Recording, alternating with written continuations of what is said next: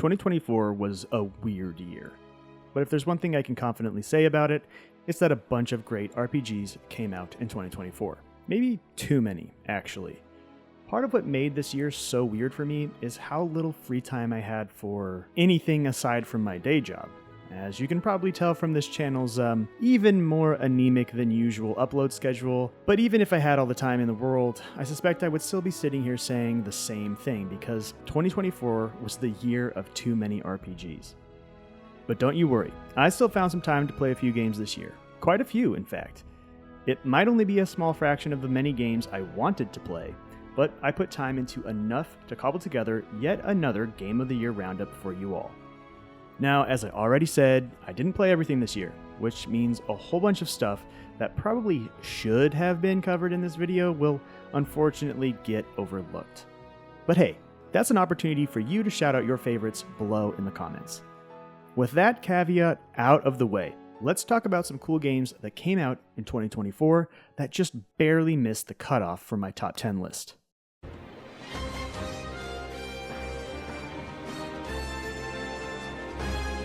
When it comes to RPGs in 2024, I don't think any publisher had as many hits as Sega, at least in terms of critical review scores.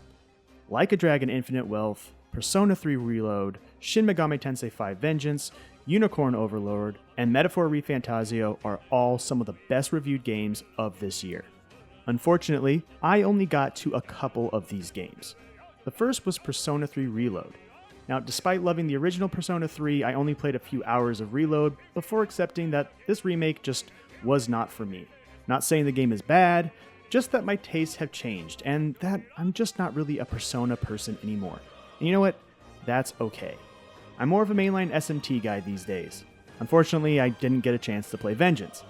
The reason I bring this up is because I was shocked by how much I enjoyed the other Atlus RPG I played.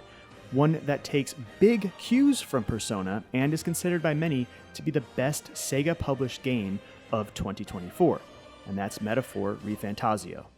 I didn't play enough for it to land on my top 10. I only got about 25 hours in or so, but that was more than enough for me to see why so many people adore it. The music, the presentation, the battle system, it's all excellent. And despite its many similarities to Persona and SMT, it feels like something entirely new to me. To be fair, I'm not sure if Metaphor would have ended up in my top 10 even if I had completed it, simply due to me preferring different types of RPGs these days. But like I said, people love this game for a reason, and I was really impressed by it. If you've been looking for a narrative-focused console RPG that feels modern and fresh while still delivering a big story and in-depth turn-based combat, then you should really check out Metaphor, and probably all of Sega's big 2024 RPGs. The games might not all be for me, but I'm glad there's a big publisher out there still making big turn-based role-playing games in 2024. Okay, so what did I play instead of Sega's big acclaimed Japanese RPGs in 2024? Well, it won't surprise anyone, but it was mostly a lot of smaller indie RPGs and dungeon crawlers. Having less gaming time this year made me gravitate to shorter experiences I could knock out in just a few sessions alongside the selection of bigger titles I managed to find time to play. Luckily, just like 2023, 2024 was once again absolutely stacked with great indie RPG releases. More than I could fit into my top 10 list, so here's a rapid-fire round of honorable mentions. Felvedek is a unique console-style RPG where you play as a drunk knight and join forces with a priest and other quirky characters to embark on a journey through 15th century Slovakia. It's got turn-based combat, a striking lo-fi visual style, and witty writing. You can also beat it in like 5 hours. Keeping up with that theme, Scarmond is another great title that proves you can make an awesome game in RPG Maker. It's also the first of 2 dungeon crawlers on this list that I would recommend to anyone craving an old-school Final Fantasy-style adventure. Like, we're talking Final Fantasy I old school. Felvedek and Scarmond share the honor of being 2 of the most impressive commercial releases made with RPG Maker that I've played in a long time, ranking right up there with Fear and Hunger and Omori. If you've ever considered making an RPG Maker game or are looking for bite-sized RPGs to play, both are strong recommendations from me. We got 2 new releases from Grave Robber Foundation in 2024. If you don't know this small indie studio, it's been putting out some of the coolest classic-style dungeon crawlers and RPGs for a few years now. One of the team's 2024 releases was Dragon Ruins, a first-person, blobber-style dungeon crawl that serves as a continuation of the gameplay style pioneered by games like Mordor Depths of Dejanol and Demise. Grave Robber Foundation's co-founder and lead developer, Romanus Surt, has called Dragon Ruins more of a proof of concept that will be expanded upon in the sequel, Dragon Ruins 2, launching early in 2025. But I still think Dragon Ruins 1 is worth checking out thanks to its breezy gameplay loop, approachable design, and plus it just gives you a good look at what's to come in the sequel. Ringlorn Saga Gaiden was Grave Robber Foundation's other new release in 2024. Like the original Ringlorn Saga, this is an exploration-focused action-adventure RPG where you explore a charming and sometimes creepy 2D world filled with secrets, and it builds upon the first game with a new monster-possessing twist. I would definitely recommend both Ringlorn Saga and Ringlorn Saga Gaiden to fans of 8-bit and 80s-era RPGs and action-adventure games like Crystallis, Hydlide, Ys, and the original Legend of Zelda. Okay, remember when I said there were 2 dungeon crawlers on this honorable mentions list inspired by classic Final Fantasy? Well, this is the other one, Dungeon Antiqua. This game is the perfect, and I do mean perfect, blend of Final Fantasy I and Wizardry 1. Frankly, I'm surprised that those 2 great flavors haven't gone together so much before, and this game does it wonderfully. And since it's only a few hours long, it's a great choice for dungeon RPG fans looking for a quick new game to play, or for dungeon crawler curious players who want a gentle entry point to the genre. I've been keeping tabs on Dread Delusion since it entered early access a couple years ago, and it finally got its full 1.0 launch in May 2024. This open-world RPG is inspired by Morrowind and Kingsfield, which probably immediately sells the game to quite a few people watching this video. I interviewed the game's lead developer, James Ragg, for an article a couple years ago, and something that struck me was how excited he was to make just a really weird RPG. And in my opinion, he and his team absolutely nailed that goal. Dread Delusion's gloomy world is a joy to explore. It's got plenty of quests, monsters, and dungeons to take on, but the real standout for me is the writing. The prose in this game helps create one of the most engrossing and evocative fictional worlds I had the pleasure of exploring in 2024. And while I haven't beaten it just yet, I'm looking forward to diving back in to see even more in the months and years to come. Dungeons of Blood and Dream took me on one of the trippiest dungeon delves I embarked on in 2024. This game features a roguelike gameplay loop, and it centers its build crafting around magic rings. Like any good roguelike, it's a lot of fun to experiment with all the things you find each run, but the real joy is how your repeated delves into the dream world dungeons slowly uncover deeper mysteries about the strange universe it takes place in. It's also another really great example of a solo-made title. Seriously, solo devs and small teams absolutely carry 2024 for me. And if you want to check out a bunch of games made by several solo developers and small teams all in one package, then UFO 50 is absolutely worth checking out. In fact, for many, UFO 50 is their game of the year, and frankly, I think they have a point. It's simultaneously an impressive collection of 8-bit style games and an inspiring game design set piece. There are a bunch of excellent titles in the package that I thoroughly enjoyed, but I'm going to shout out one here in particular, and that's Valbrace. Now, you've probably seen this one described as a classic dungeon crawler mixed with Punch-Out!, and yeah, that tracks.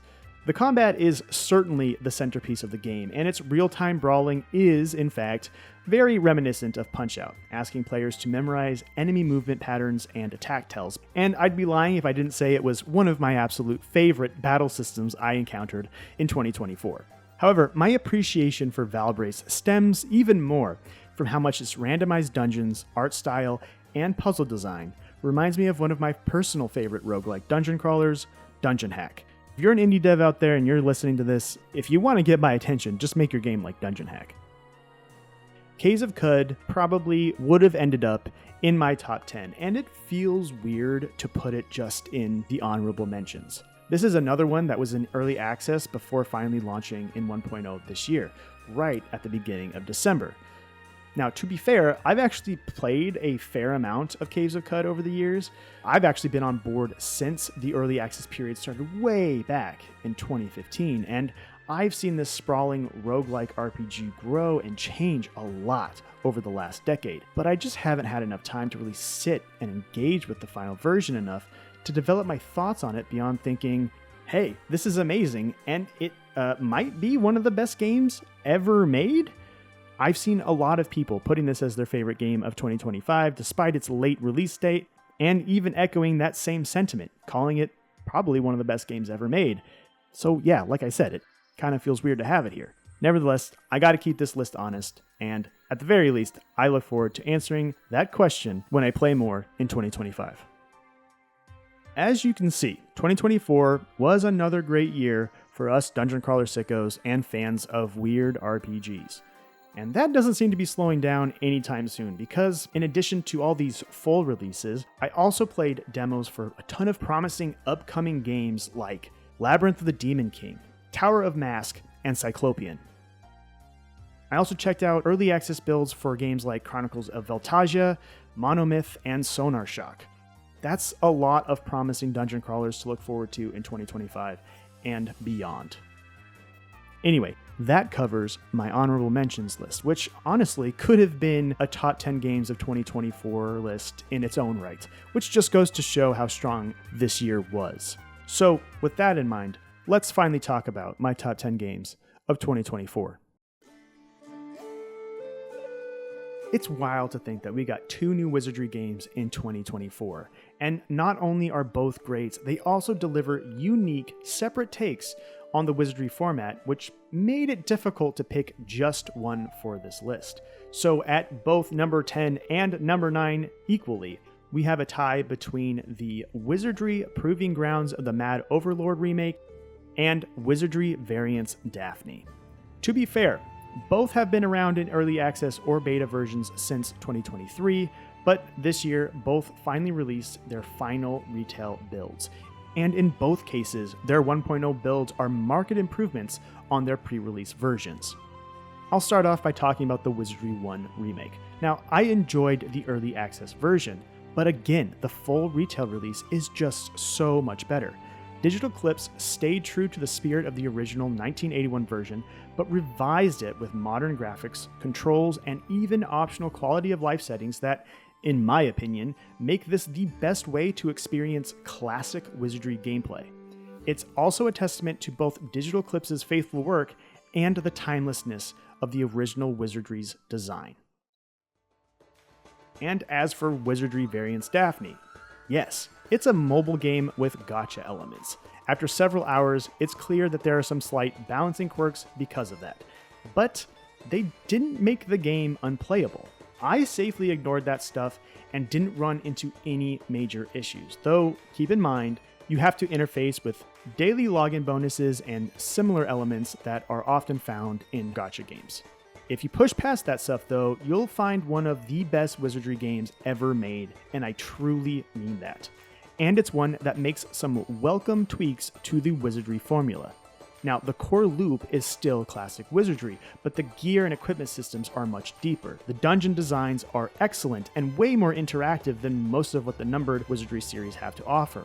And the combat has been changed to a system that more closely resembles something like Final Fantasy X, where combat actions are taken immediately, and you can adjust turn order with buffs and status effects.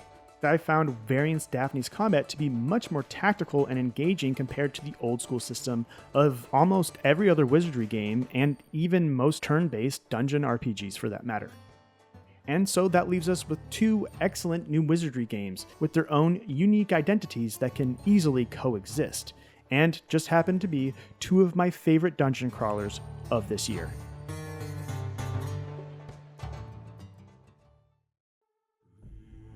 Warhammer 40,000 Rogue Trader actually released in December 2023, which might explain why I haven't seen much love for this game.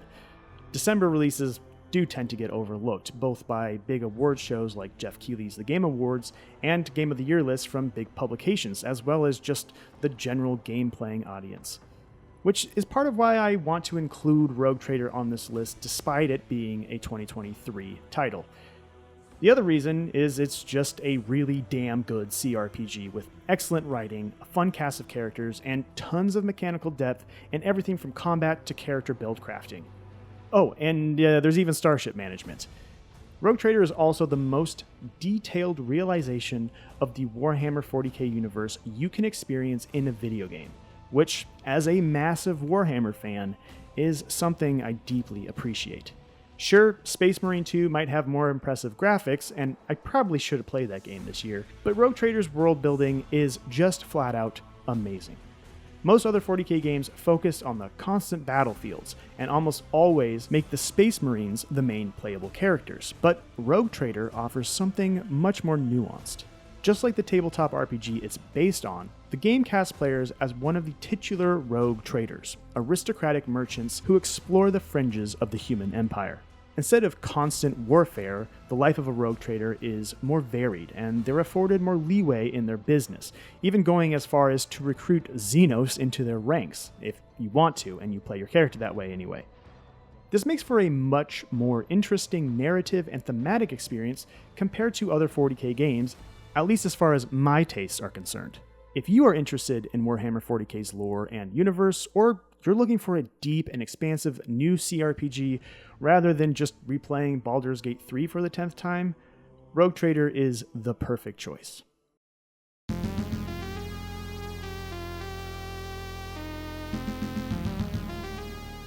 However, if Rogue Trader isn't quite to your liking, I do have another recommendation. Skald Against the Black Priory is another brilliant CRPG I played in 2024. This one launched in May alongside a bunch of other awesome indie RPGs and dungeon crawlers, but it quickly rose to the ranks to become my favorite of the bunch. There's a lot I love about this game. I like that my character stats were actually tested in scenarios that weren't just combat and dialogue choices. I love that the combat is a wonderful mix of crunchy mechanics and tactical depth, with a snappy pace and simple control scheme that keeps the action moving. I also enjoy how tough the game can be. It treats the player fairly, but expects you to pay attention. Otherwise, you may find your party suffering physical or mental wounds that will impact their abilities unless you find a safe place to rest in time. I love that sort of friction, but I also appreciate that the game lets you adjust the challenge to a level you're comfortable with. But what really elevated Skald to being one of my favorite games of 2024 was its atmosphere and story. Skald might look like classic Ultima games, but this is not a heroic adventure about spiritual mastery. It is a dark fantasy dirge dripping with cosmic horror and existential dread.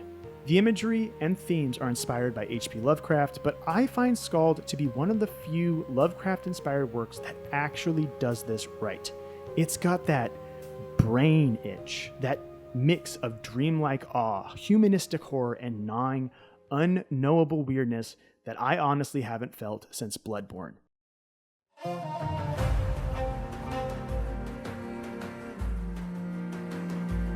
Prince of Persia: The Lost Crown is hard to talk about. Not because I don't have enough to say about the game.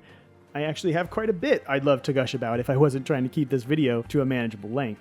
It's a highly polished Metroidvania platformer made by the team responsible for Rayman Origins and Rayman Legends, two of my all-time favorite 2D platformers. It's also the only non-RPG on this list, which is more of a reflection of my personal preferences for games these days, but it should be taken as a statement of its quality. The reason that The Lost Crown is tough to bring up is because it's a stark and sobering reminder of how unsustainable the AAA game publishers have become. Despite high praise, it did not sell well, at least not well enough to meet Ubisoft's expectations.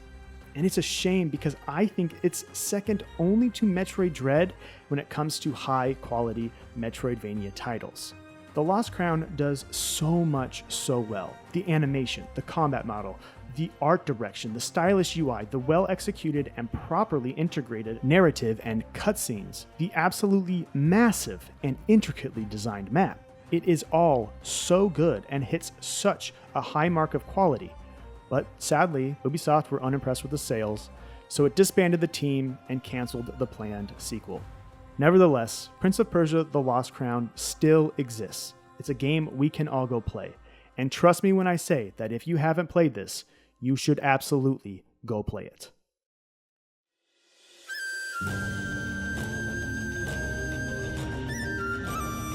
I've said this before, but mystery dungeons are my favorite types of roguelike games, and Shiren the Wanderer is my favorite of the mystery dungeon series. So much that it was unlikely that Shiren the Wanderer, the mystery dungeon of Serpent Coil Island, wouldn't wind up on my list this year. And honestly, I could make an argument that it should be even higher. Maybe it would be if I had managed to get further into the post-game content. Anyway, the mystery dungeon of Serpent Coil Island, which most of us just call Shiren 6 instead, is maybe the most polished iteration of the mystery dungeon series so far. But it's also not that much different from the games that came before it. It's still a grid-based, turn-based RPG where you ascend through procedurally generated dungeons, collect items, battle monsters, and try not to die. If you do, you're booted back to the beginning of the gauntlet, though you can always request rescue from other players online. If someone successfully reaches you and resurrects you, you can continue from where you KO'd. The rescuer also earns points and boons for successfully aiding others. It's a really fun cooperative loop, and one of the many little things that makes Shiren such an enjoyable game to play. Shiren 6 might not be revolutionary or even do all that much new compared to other mystery dungeon games, but few games in 2024 were as charming and fun. Sometimes that's all you need a game to be.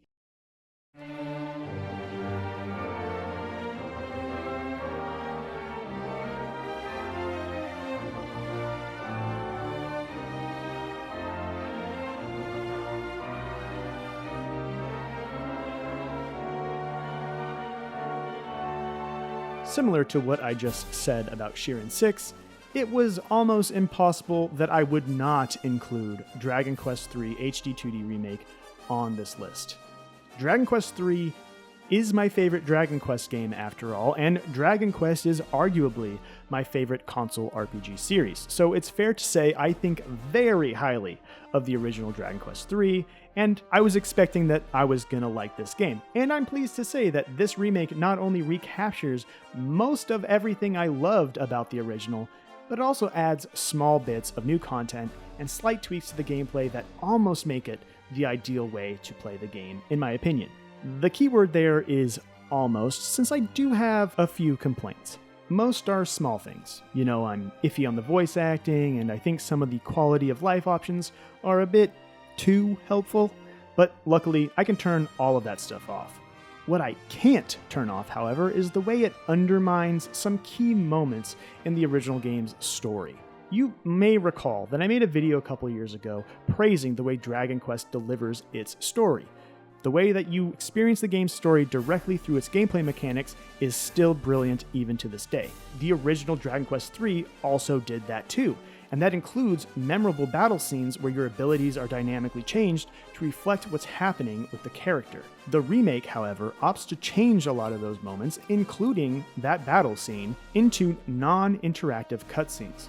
Now, to be fair, that does not ruin the game for me at all, really.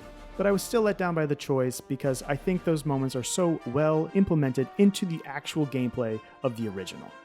But hey, maybe that was a good thing in some ways. Not only does this give me an excuse to go back to those other versions, it also gave the rest of the games on this list a chance because hey, who knows, maybe it would have been number one if it was absolutely perfect. That said, if you've never played Dragon Quest III before or are looking to replay it, I think this is the absolute best version to go for. The rebalanced gameplay is more approachable, especially with those aforementioned quality of life options, and the new Monster Tamer class and its associated monster catching side quests is a lot of fun. So are the inclusion of new points of interest on the overworld that make exploration more rewarding, and in turn drastically reduces any need for grind since now you're incentivized to just wander the map organically. Bottom line, this is a great version of one of my all-time favorite RPGs, and I am now eagerly awaiting the remakes of 1 and 2.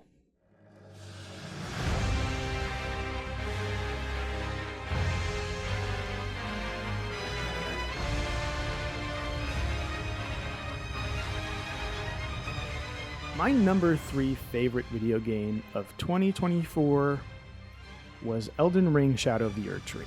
Everyone has opinions on whether this game should count for Game of the Year consideration, at least at the Game Awards, but hey, this is my personal list, and I'm including it. Not only did I absolutely adore Shadow of the Erdtree, I also think it's straight up better than the base game. If you've been around for a while, you know I have some conflicted feelings about the first game, at least on my initial playthrough. To be fair, my second and third playthroughs of Elden Ring did elevate my opinions of the base game, but I am still in the minority of folks who prefer the latter half of the game, with locations like Mount Gelmir, Leyndell, and the Haligtree standing as personal highlights. So it's probably not surprising to hear the denser, looping map design of the Realm of Shadow solved many of the issues I had with the more open areas of the Lands Between. I enjoyed exploring and, more importantly, navigating these environments in ways I haven't felt in a FromSoft game, frankly, since maybe the original Dark Souls. Part of that is also thanks to the new leveling mechanic, which requires you to collect specific items to increase your survivability and the power of your spirit ashes in the new DLC areas. I like doing that in Zelda and Metroid, so it makes sense that I enjoyed it in Shadow of the Erdtree as well. The DLC also might have the single coolest looking environment FromSoft has designed yet, at least in my opinion. I do have some criticisms of at least a couple of the bosses, but that is less of an issue with the DLC and more of a broader mismatch between what I liked about the combat and boss design in FromSoft's older Souls titles versus the direction they've chosen since Dark Souls 3 onwards, and seem to have doubled down with on Elden Ring and its DLC. But that's a bigger topic for another time, though I might bring it up again later. Anyway, I was blown away by this DLC, which features a scope and runtime that eclipses that of many other AAA RPGs, and it was one of the best things I played all year, so how could it not be on this list?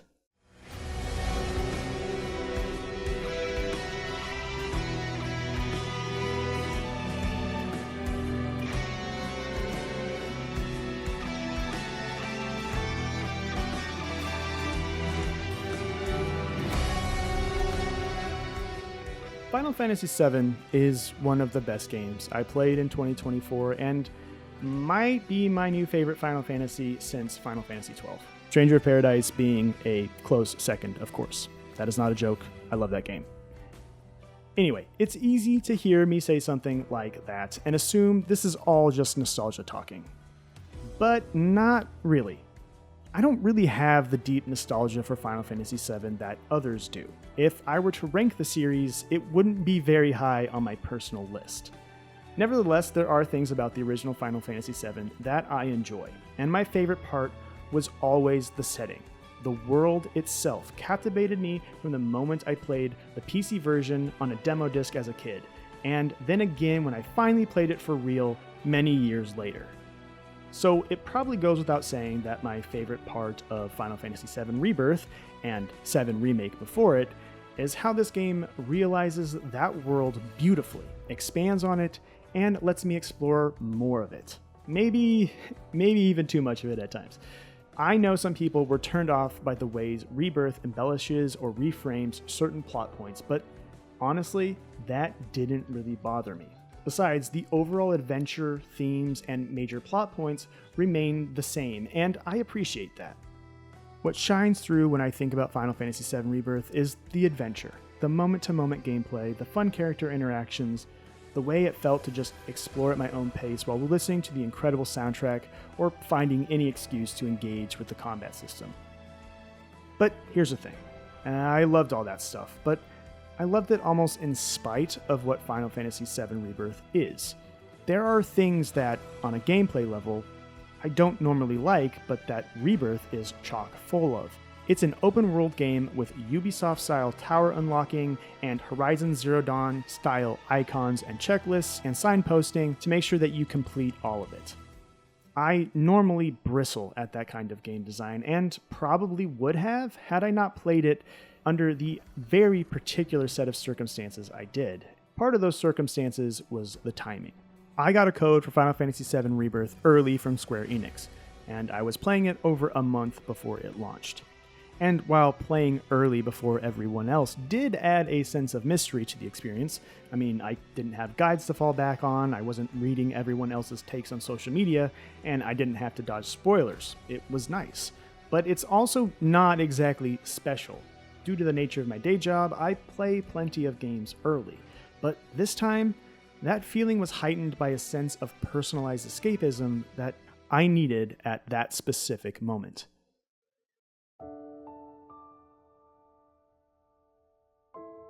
When I got review code for this game, my cat had been diagnosed with terminal cancer, and by the time I was playing, he only had a few weeks left. This game not only gave me moments of respite, in retrospect, it's clear that it helped me process a lot of the big emotions I was feeling at the time too. Now, in order to talk about this, I'm going to allude to aspects of Rebirth's storyline. I'm not going to detail anything specific, but if you're still somehow trying to avoid absolutely any hint of a spoiler, skip ahead to the time on screen. The in-game execution is a bit messy, but by the end of Rebirth, the party is in the same place they were at the end of the original Final Fantasy VII's Disc 2. And that's important. Final Fantasy VII was a game about, well, a lot of things, but one of the major themes was how we deal with grief. And 7 Remake not only retreads that theme, it also expands on it with new layers about the inevitability of loss, especially loss we see coming and how we cope with it before it happens. That tension between knowing there's nothing you can do to stop it and those fleeting thoughts that make you wonder if maybe there's a chance that this could all be averted. And given what was happening in my life at the time, that really resonated with me. My experience with Final Fantasy VII was special. The emotional context I played the game in motivated me to do most of what you can do in this massive game, and despite how much I loved it, I haven't gone back to finish up those last few side quests just yet, which is a bit unusual for me. I often revisit or replay games, especially ones I like as much as I liked Rebirth. My experience playing it was so singular, I almost just want it to stay that forever. A part of me knows I'll probably go back to it one day, but for now, I'm content to let it be.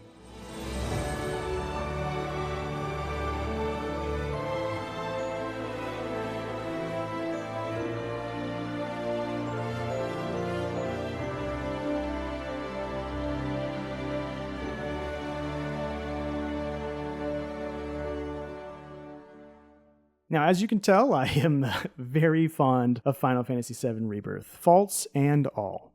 And for a couple weeks there, I was convinced no game was going to surpass it as my favorite game of 2024. And then I played Dragon's Dogma 2. There are so many cool things about Dragon's Dogma 2, be that the pawn system, the emergent sandbox, the kinetic battle system that is both deliberate and flashy in ways that only the company behind Monster Hunter and Devil May Cry could pull off. And that's not to mention a bunch of exciting things I can't mention due to spoilers. Admittedly, most of that stuff was also in Dragon's Dogma 1, where it was also more novel and innovative. But Dragon's Dogma 2 is content to stick with what worked and lightly iterate or tweak its design and mechanics rather than innovate, if it changes anything at all. And for some, that was a letdown. But for me, it was exactly what I wanted from a sequel to the first game.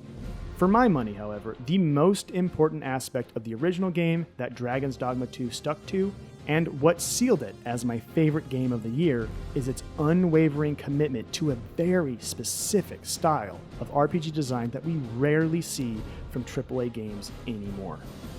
Dragon's Dogma 2 is compared to other popular open-world fantasy RPGs like Skyrim, The Witcher 3, and Elden Ring, and I can see why, but I find those comparisons to be inaccurate. I think it's far more apt to compare DD2's design ethos to older games, whether that be 8 and 16-bit console RPGs like Dragon Quest and The Seventh Saga, or classic PC titles like Wizardry 8 and Daggerfall. Arguably, the most accurate comparison, for me, would be to think of Dragon's Dogma 2 like it's an offline spiritual successor to old-school, hardcore MMORPGs like EverQuest, Final Fantasy XI, or even Ultima Online. Games where the worlds are dangerous, the stakes are high, and it will not hold the player's hand. You are expected to prepare, pay attention, and play your role. Like those other games, Dragon's Dogma 2 appears to be a big, emergent open-world sandbox on the surface, but as soon as you're in the game, you're reminded how much effort it takes to walk on sand and how easy it is to get stuck in quicksand. Metaphorically speaking, anyway. And it does so while sporting some of the most expensive-looking graphics and combat mechanics on this list. That is so exciting to me. What other new big-budget AAA RPG developer is doing that in 2024 or 2025 for that matter? Some might say FromSoft, but even From Software has slowly shifted its design from the obscure systems and puzzles found in Kingsfield and Demon's Souls to more mechanical mastery and skill-based challenges like in Sekiro and Elden Ring. Things like long run-back gauntlets or impenetrable systems like World Tendency are gone, and that used to be where all the tension and difficulty truly lied. Dragon's Dogma 2 goes in the other direction. This is a game all about friction in the details and minutia. Whether it be the stringent encumbrance system, restrictive fast travel, minimal hand-holding, or even the fact that you can just fail quests permanently, or miss important storylines by chance, and even kill off inadvertently entire cities of NPCs if you're not paying attention, and with no ability to save scum, might I add. Dragon's Dogma 2 is not afraid to let the player fail, and make them deal with those failures permanently. But therein lies another layer of Dragon's Dogma 2's genius. Not only is failure possible, but it's acceptable. And the game will dynamically adjust itself around your failures so you can continue your journey. And that's really the whole point of Dragon's Dogma 2, the journey, and how to prepare for it and adapt to the unforeseen obstacles met along the way. Dragon's Dogma 2 might not have the most moving story or memorable characters in 2024's many RPGs, but it's one of the few that actually makes the player's playthrough uniquely tailored to them and accounts for just about everything they do or don't do throughout their entire journey. Sure, plenty of other games in 2024 do this, some with far greater depth and player agency than Dragon's Dogma 2, but those titles are from much smaller studios and carry much smaller budgets. That's not to say I think bigger budgets mean a better game or that they should be celebrated. Rather, as much as I enjoy those smaller games and they truly impress me, none of them feel as audacious as Dragon's Dogma 2. And as evidence from the game's polarizing initial reception, Dragon's Dogma 2's design is not for everyone.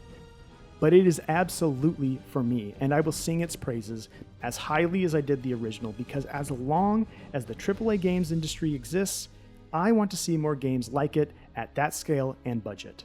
And I'm glad to know that I'm not alone in that. Dragon's Dogma 2 was the 10th best-selling game of 2024 in North America, so I think it's likely Capcom will continue the series under the stewardship of Dragon's Dogma 2's co-director Kento Kinoshita. That said, I also think it could be a while before we see a new entry in the series. So, in the meantime, the onus is on other teams and studios to keep fighting to show that this style of game is worthwhile and worth playing, even at these bigger budgets and scales. And thanks to the recent popularity of unconventional AAA games like Monster Hunter World, Stalker 2, Elden Ring, Baldur's Gate 3, and even the last two 3D Zelda titles, introducing broader audiences to genres and gameplay mechanics we normally only see in those smaller, less risk-averse projects, I think there's hope we could see more AAA RPGs brave enough to follow in Dragon's Dogma 2's footsteps.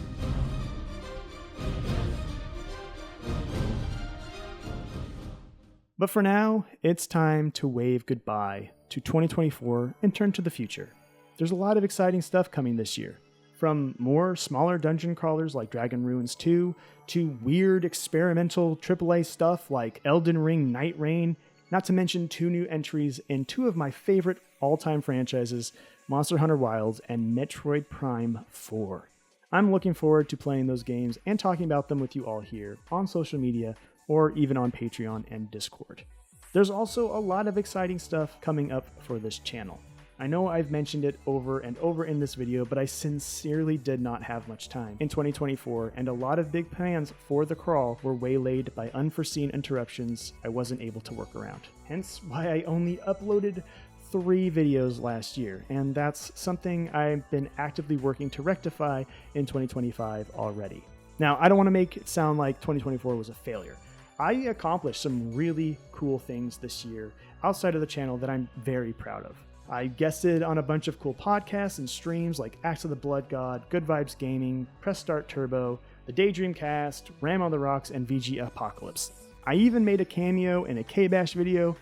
I helped my buddy Xeon film an awesome documentary about Street Pass for Nintendo Life, and I was even published in a book. It's called The Console Chronicles from Lost in Cult. My section is about Halo 3, and I got to write about the midnight launch and interview a bunch of folks from the development team and fans who were at the event. It was a lot of fun. But anyway, when it comes to progress on the crawl, both this channel and the game design efforts that sparked the creation of it in the first place, I missed the mark. At least the one I set for myself at the beginning of the year. But 2025 is going to be different. I hope. If 2024 and the years prior even taught me anything, it's that I can't and shouldn't promise anything.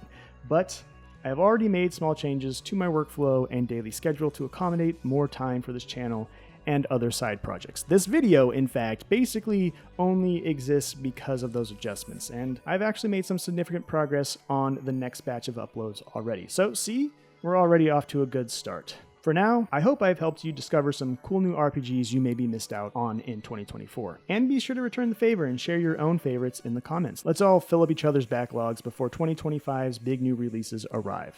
As always, a huge shout out of gratitude to my Patreon and Ko-Fi supporters who have stuck with me all this year. They got to see this video early and get a bunch of other perks for supporting the crawl. You can learn more about that in the description below.